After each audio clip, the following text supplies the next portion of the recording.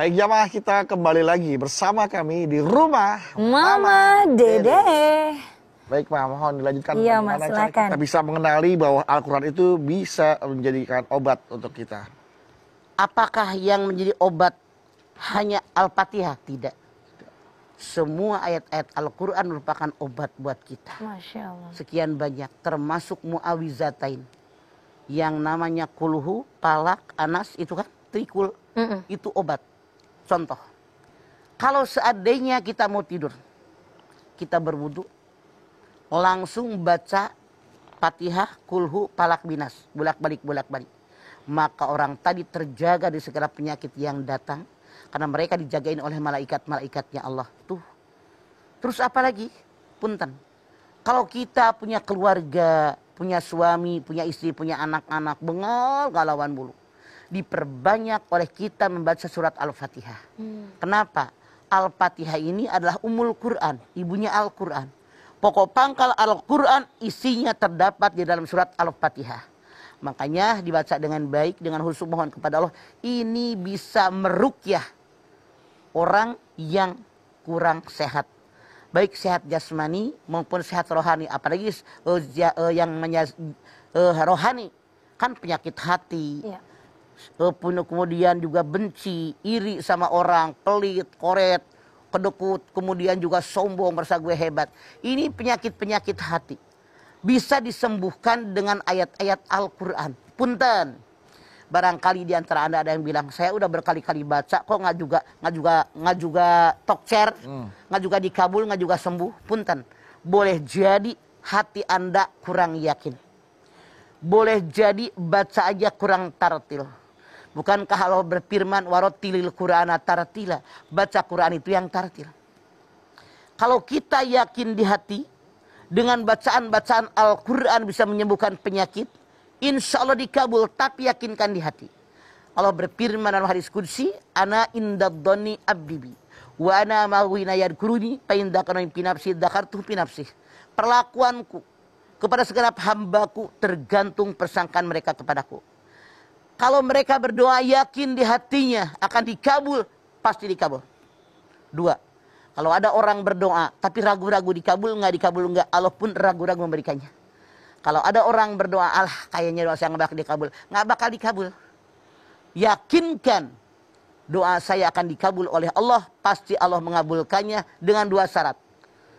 Mana syaratnya bagi orang yang berdoa? Wa idza sa'alaka ibadi anni fa inni qarib ujibu da'watad da'i dadaan falyastajibu li wal yu'minu bi la'allahum yarsudun.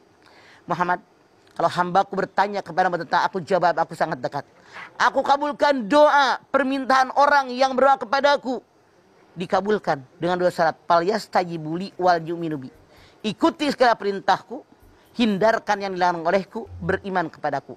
Makanya kalau kita udah ngedoain, belum juga disembuhkan, bertanya dengan diri kita, sudahkah syaratnya terpenuhi atau belum?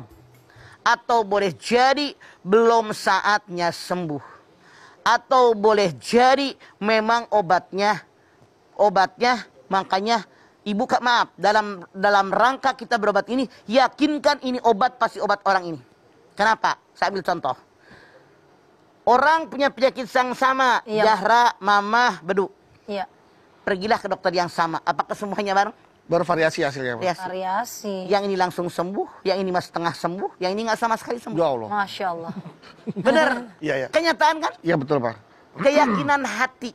Iya. Kita kalau berobat ke dokter, yakin dengan dokter ini kita sembuh, insya Allah disembuhkan. Kalau kita yakin dengan bacaan Al-Quran, ayat-ayat Al-Quran, kita sembuh, insya Allah Allah pun akan menyembuhkan kita. Makanya mantapkan iman kita kepada Allah, niscaya dikabul oleh Allah Subhanahu wa Ta'ala apapun yang kita minta. Amin ya rabbal alamin. Berarti artinya nih baiknya jika kita merasa badan, hati atau terutama fisik ya Pak, kurang enak badan nih, apakah kita lebih baik minum obat-obatan yang ada dari dokter atau yang dijual di warung, atau kita menggunakan Al-Quran dulu sebagai obat? Oke. Bedu, coba lihat di dalam Ar-Ra'd 28. Walladzina amanu wa tatma'innu qulubuhum bidzikrillah. Ala bidzikrillah tatma'innul qulub. Orang yang benar beriman kepada Allah, hatinya tenang dan tentram dengan zikir kepada Allah. Ketahui oleh kalian, Zikir kepada Allah, hati kalian pasti akan tenang dan tentram. Kata Bedu, kalau kita merasa tidak enak badan, kan kita punya ukuran. Nggak enaknya kayak apa? Iya. Apa langsung beli obat ke warung atau baca Quran? Kalau mama, langsung kita berzikir membaca ayat yang kita hafal sekaligus beli obat warung. Kalau mama nggak pakai obat warung, bikin teh panas, teh kental panas digulain 1 cangkir nih 2 sendok makan. Masya Allah. Sebelumnya Gula. mama zikir dulu dan Ya baca minimal Fatihah, karena Fatihah di luar kepala kita. Iya, iya. Fatihah, kulhu, palak dibaca, yakinkan saya pasti sembuh. Kita kan punya ukuran. Ya. Kalau masih tidak enak juga badan, yang lonjor lah bareng setengah jam, jangan 2 hari. ya, ya. Jangan kelamaan. 2 hari. Gitu. Ya, oke. Tapi tetap artinya kita memprioritaskan pengobatan dengan Al-Quran terlebih dahulu ya, Mas. Ya betul, karena Rasul mengatakan semua penyakit ada obatnya kecuali penyakit tua. Makanya ibu jangan GR. Kalau ada orang bilang, aduh ibu awet muda langsung hidungnya megar, salah kale. Dari jidat Anda saya tahu berapa usia Anda. Oh, luar Nah, biasa. iyalah, karena yang namanya kodok ketentuan kehidupan tadi, waktu kita dalam rahim seorang ibu ditulis di 3 tempat. Ada yang mengatakan ditulisnya di dahi kita. Ada yang mengatakan di dada kita. Ada yang mengatakan di telapak kita. Dari dahi kelihatan, orang ini sehat, orang ini bagaimana, di dada kelihatan. Kalau orang sehat kan begini. Orang pengekan merungkut gitu kan.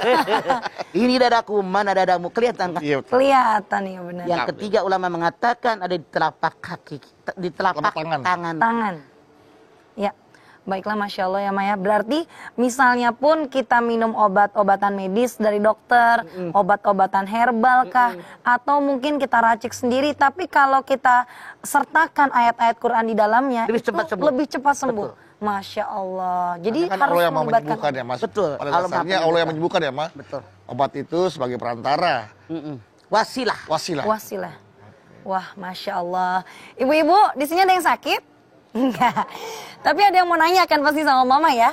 Nah, Ibu-ibu di banyak sini- nih, Ma. ibu-ibu di sini kadang sakit. Cuma ibu-ibu ini sedang mengalami penyakit yang tidak ada obatnya. Apa tuh? Tadi Papa bilang. Oh, tua. Lu aku nggak ngomong loh ya.